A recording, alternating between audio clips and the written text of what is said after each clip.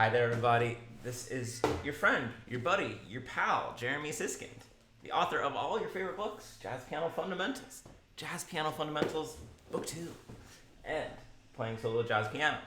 And today, I want to talk with you about a chord progression and scale that is really beautiful, and it's really become a staple of modern jazz.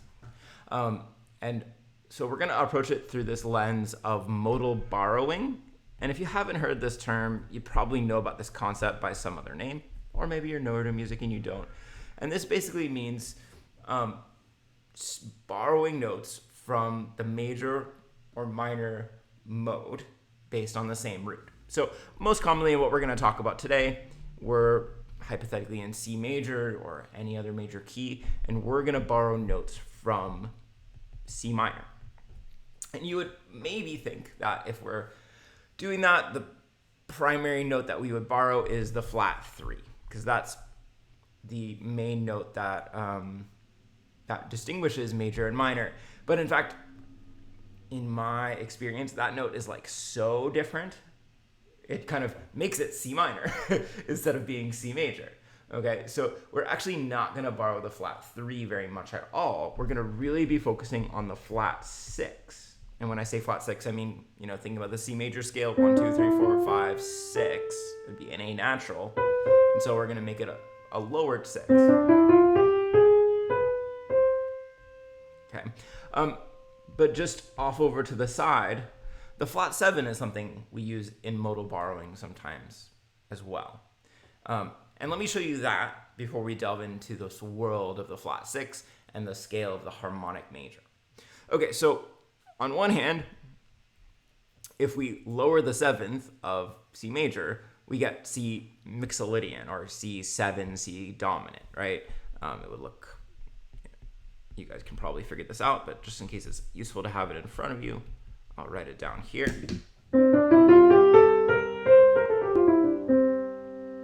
Okay.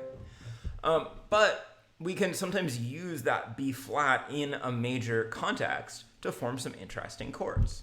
The first one that comes to mind, and I really love this progression, is we can use a G minor, the minor 5, leading to 1.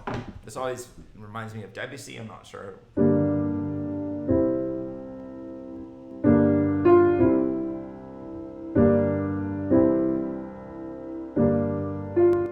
Isn't that a beautiful progression? I mean, totally lovely. Or, maybe we could use a B flat chord to lead to C.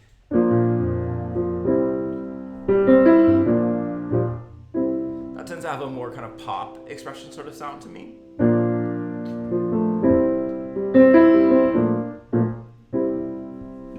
Or maybe even something like an F sus. I'm just spitballing here.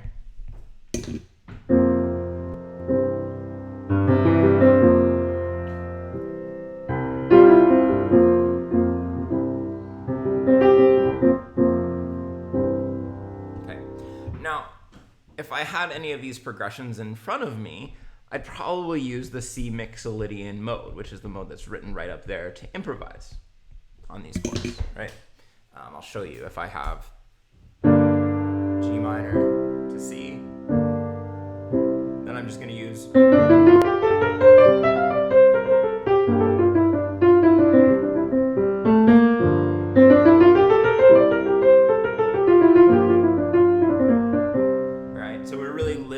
in the Mixolydian mode. I mean, it's possible we could go from this chord to a C major, a C major 7, slightly different flavor, but really lovely. And in this case, we'd have to switch between C Mixolydian and normal C major or C Ionian.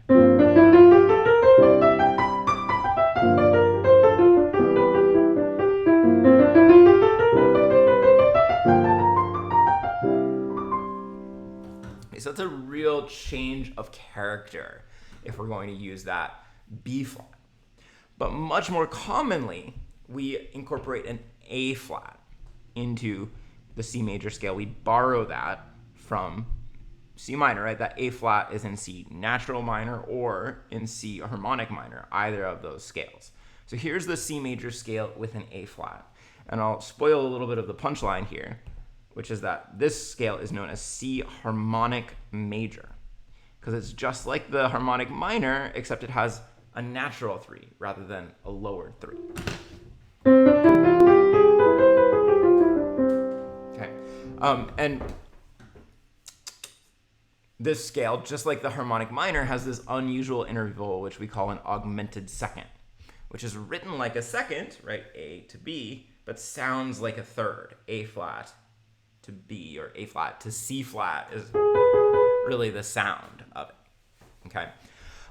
So when we borrow this A flat, we make a lot of progressions like this that are somewhat related to this like minor 4 to 1. It could be like G sus flat 9 to C, even.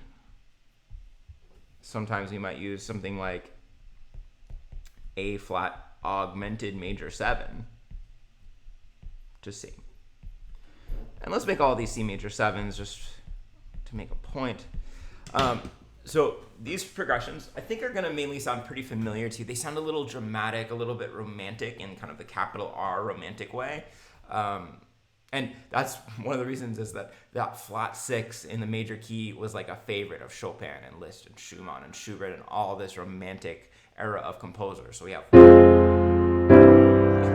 Right. That doesn't sound too jazzy, but I can play it in a different way.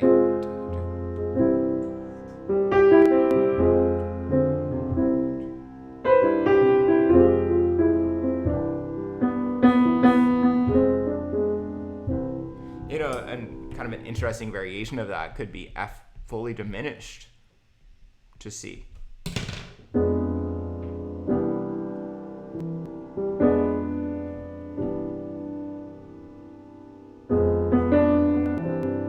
Interesting. Second one, D half diminished, and I'll let you see what I'm playing. D half diminished could be like very similar to F major, just with a D on bottom.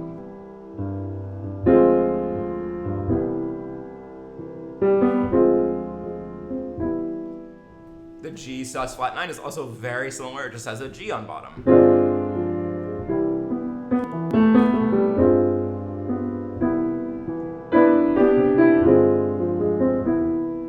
Lovely, right? And then this last one might be the most different because it doesn't have an F in it, but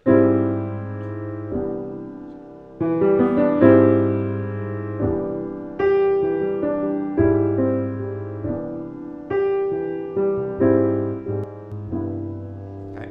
So for any of these progressions, or I'm sure you could find some other things that work like this C harmonic major scale, the C major scale with a flat 6, is gonna be your best bet in order to kind of make a melody over the entire progression. Okay? Because on one hand, it has the major 7th of the C major chord, but on the other hand, it has that A flat, which is so integral to the F minor or the D half diminished, or any of these chords have that A flat, and that's really important. So let me show you a little bit of improvising using this harmonic major mode. So if I'm going from F minor to C major,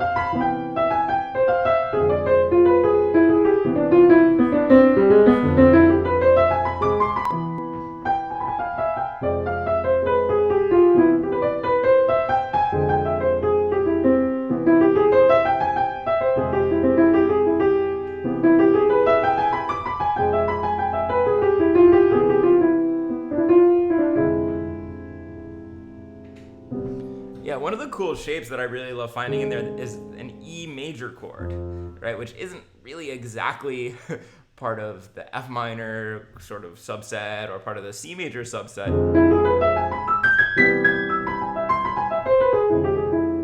And one of the things I'm doing that's really fun is I'm choosing one more note from the scale to add to that E major. So for instance, it's E major plus a G natural. Or it's E major plus a C natural.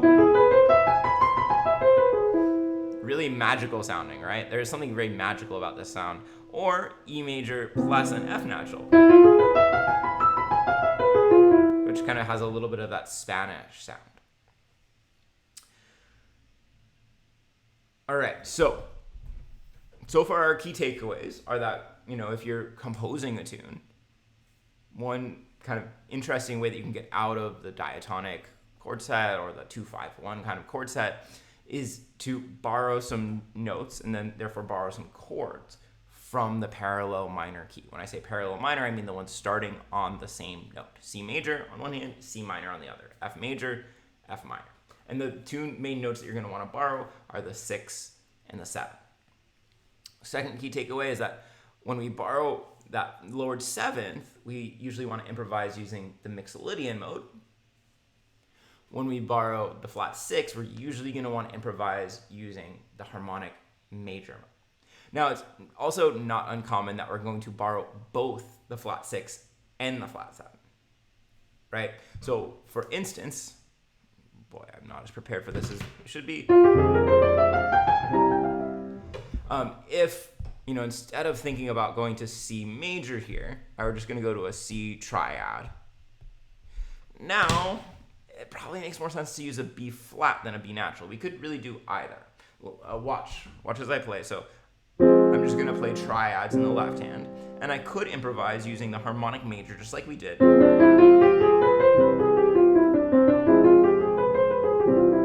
Right? Or I could improvise using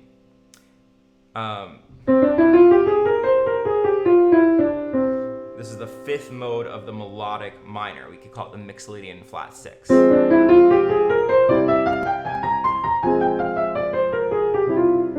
Right? Like the natural minor scale with a raised third is one way you could think about it. Or it's like the C major scale with a flat 6 and a flat 7.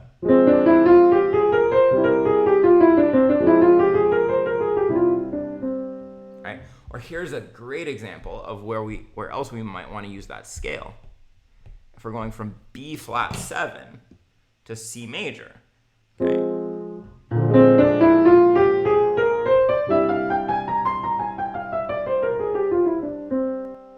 Right, so now a B flat 7, a B flat 7 has both the flat 6 and the flat 7.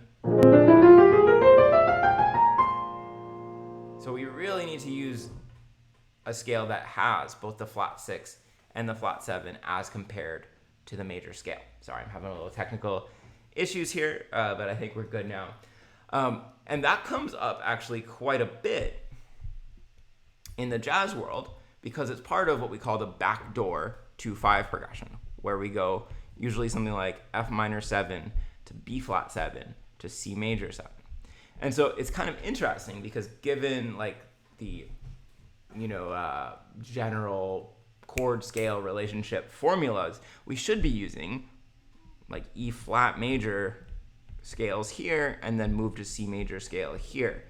But because we want to consider these as kind of borrowed from C major, if that makes any sense, we probably are going to want to use that C Mixolydian flat 6. Oops, sorry. Come on. Cooperate today. I've been nothing but nice. C Mixo flat 6, which is that scale that has the flat 7 and flat 6 of C major. Or another way to think about that is that is equivalent to F melodic minor and B flat Lydian dominant. So there's relationships all around, however you want to think about it.